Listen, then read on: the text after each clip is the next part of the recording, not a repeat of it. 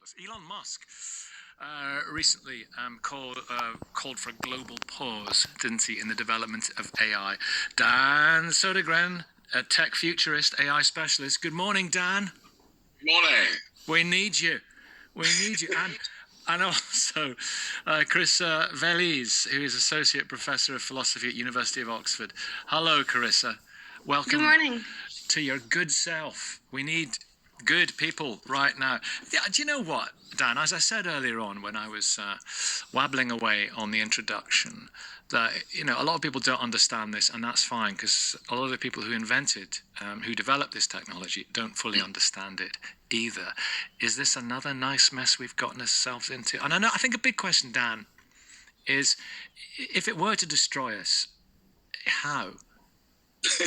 Yeah, absolutely. Well, the problem we have, of course, with AI is the fact that everyone's seen the movies like Terminator, etc. And of course, we all know in the back of our heads, because this is kind of common parlance, it's like part of the cultural reference point, that we will create machines in the end that will destroy us. We thought about this in 1968, for crying out loud. I mean, all these things have already come to pass, and a lot of problem that sometimes you have, Nick, is I'm sure you're aware, if it bleeds, it leads. Sometimes good movies are made because they're terrifying.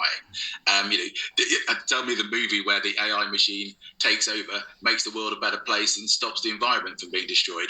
It's not as good a movie, sadly. It wouldn't sell as many tickets. So I think we've got to, I'm very lucky. I know people like Demis Habblis, who's maybe not the godfather because he's not that old, but he runs DeepMind, which is sold to Google, and so he kind of leads some of the AI stuff. I've known him for a long time.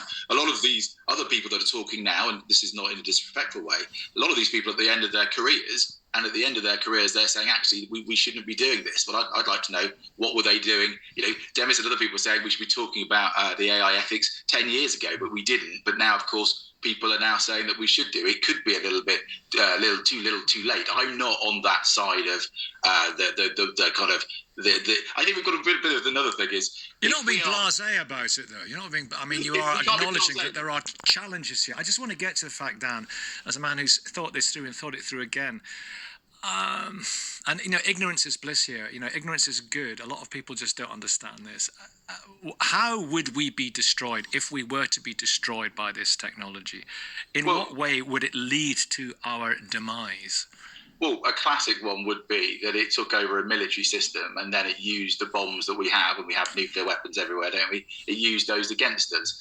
Of course, there'd be massive fail-safes in this. There'd be massive guardrails that would stop it from doing this. However, if you looked at some people who are using AI in some ways that would link to robots, what happens if it became sentient and made up its own mind about things, and therefore it worked out that we were not great to be having around? Maybe the fact we destroyed the planet lots, it didn't like that, and therefore, but these are massive jumps. But at the moment, AI is simply a tool that you can use for, let's say, for marketing, or we use it at your flock to do some analysis. AI is a great tool right now, but it's a little bit like, as the gentleman was saying there, it's a bit like nuclear bombs and nuclear kind of power. If everyone has nuclear power, that could be amazing, but if everyone then turns it into a nuclear bomb, that's a deeper point. But one of the biggest ones that AI potentially could do something, for example, what happens if it took over the power grids? And by the way, there isn't an it, there's thousands of different types of AI, so it's a bit silly to think it's just one thing. But let's say an AI took over the power grids and then shut down all the power, except the generators for itself. That would create massive problems. Why would it do that? Yeah, precisely. I'm with you, Nicky. Why would it do that? And I don't believe that it would, because I think if it was superhuman intelligence, it wouldn't have that kind of pettiness that human beings might have.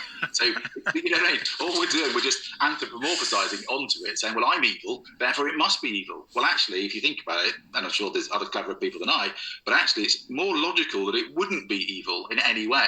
It would actually do good. It would actually be quite it'd be almost above our pettiness, and actually would care that we survive.